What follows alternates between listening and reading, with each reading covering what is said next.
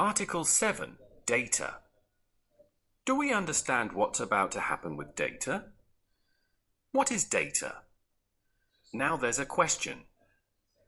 In the computing sense, data is your footprints in the sand.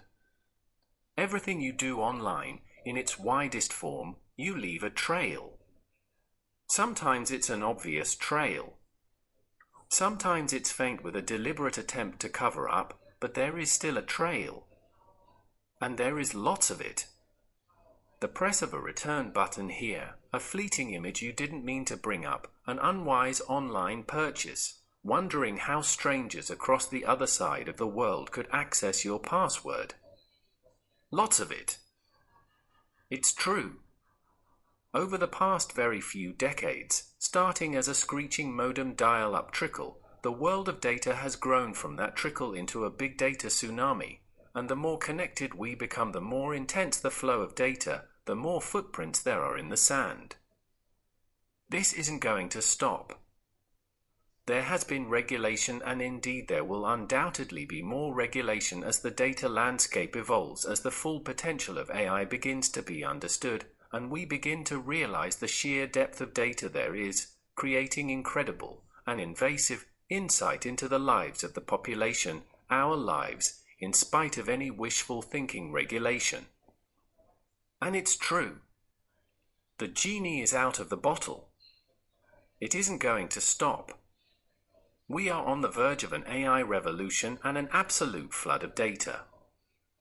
For those of us who live, breathe, sleep data, for those of us who are immersed in data, and indeed for those of us who gave birth to data science, we can detect something.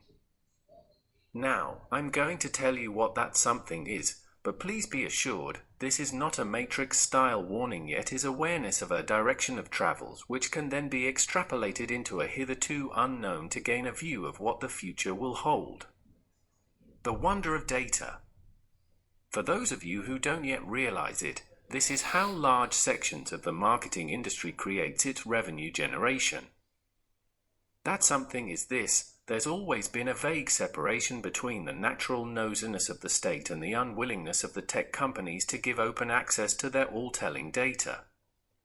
For good reason. It's a misconception that information is power, because it's not information that is power, but what you do with that information. Remember this, it's important. The state understands this regardless of where the state may be. Don't be fooled into thinking the state, any state, has your best interests at heart. Up until now, governments, usually, have had the legal right to dip into the tech giant data pool for specific and targeted reasons. Usually crime and/or terrorism, and in an alarmingly increasing number of instances simply to crush freedom of speech. I won't go into the details. Governments of the developed world and governments of reasonable and responsible nations have never had the legal right to wholesale scan and analyze the entirety of a tech giant data pool, for very good reason. It's bad enough information like this about us, ourselves, is in the hands of commercial entities who are only now waking up to the true potential of this data. But imagine it in the hands of politicians. Imagine the full power of the analyzed data from an ever more connected population in the hands of unscrupulous politicians bent on totalitarian control and in-depth manipulation of the media. Imagine it. No privacy. Think about what that means. It means someone in a far-off ivory tower surrounded by barbed wire will be in control of your life. And when I say control, I really mean control. You see? It's not information that's power, but rather what you do with that information that creates power. And it's about to happen even with your faint footprints in the sand. Do you think this will not happen? It is already happening. We all know about the totalitarian regimes who would stop at nothing to retain and maintain power. We know about how they use and manipulate data. But there are a number of democratic regimes displaying the same manipulative traits, gaining access to large volumes of data, running it through AI functionality and creating targeted propaganda specifically designed to alter perceptions and in complete disregard of the current legislation. This is not sci-fi. Imperceptibly, slowly, as we click online more, we become increasingly immersed into the world of data, and more of ourselves is visible across every border. Some time ago, China announced it is thinking of a data tax. This data tax will generate wealth from a range of data companies and will give the CCP access to that tsunami wave of data, previously lightly skinned, yet now with the very, very real potential of in-depth analysis to provide the groundwork for control. Yes, AI is in full flow. Oh, wait a minute, you think this is a Chinese problem, don't you? The thing is, at least China is being honest in its intentions, even if we disagree with these intentions. No, the problem is not China. The problem is with those countries who criticize China for data spying and data manipulation, then beneath the horizon do the same themselves. Since when has computerized data ever really had borders? This is what those of us who live, breathe, sleep data can detect.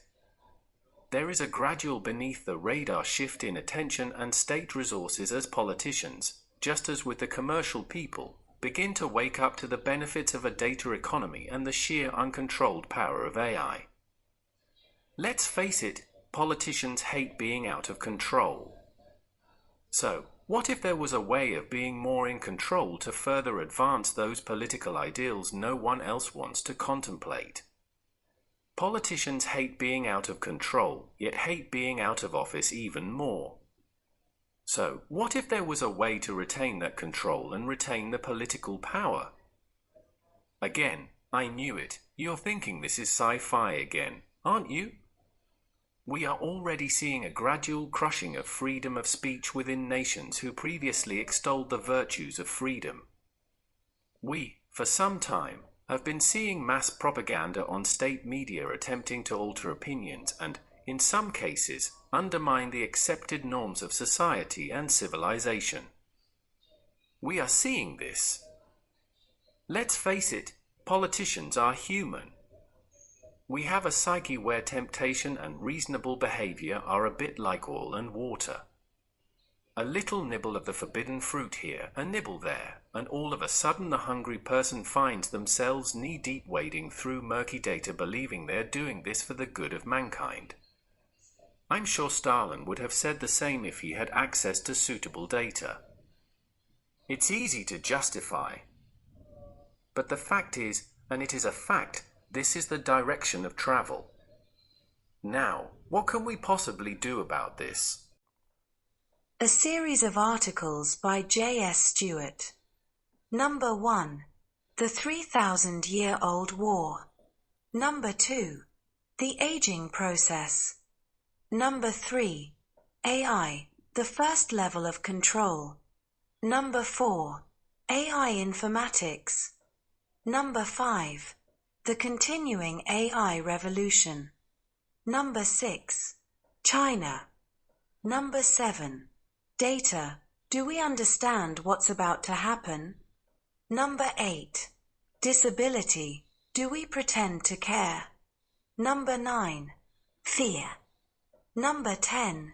Hypnosis, eroticism for women. Number 11. Hypnosis, managing stress. Number 12. Inspiration in the age of AI. Number 13. Islamic Republic of Iran, the enemy of civilization, written before the latest war. Number 14. Why do women often prefer more mature men? Number 15. Program Rescue. Number 16. Rewriting History. Number 17. Tao. Number 18. The Art of Seduction. Number 19. The Audacity of Hope. Number 20. The Essence of Negotiation. Number 21. The Future of Warfare.